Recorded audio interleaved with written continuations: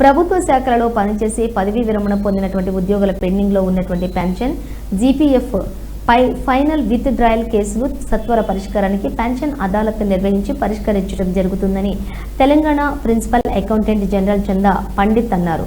శుక్రవారం కలెక్టరేట్ సమావేశ మందిరంలో అకౌంటెంట్ జనరల్ ఏ&ఈ కలెక్టరేట్ సంయుక్త ఆధ్వర్యంలో ఏర్పాటు చేసిన పెన్షన్ అదాలత్లోని జిల్లా కలెక్టర్ రణదీప్ దురిశెట్టితో కలిసి ఆమె పాల్గొన్నారు.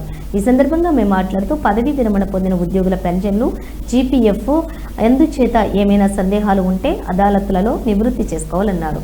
జిల్లా కలెక్టర్ రణదీప్ దురిశెట్టి మాట్లాడుతూ పదవీ విరమణ చేసిన రోజున ఉద్యోగులకు పెన్షన్ ఉత్తర్వులు అందేలా చూడాలన్నారు. ఈ సమావేశంలో డిప్యూటీ అకౌంటెంట్ జనరల్ అభయ్ సురార్కర్ డీటాఏ తదితరులు పాల్గొన్నారు.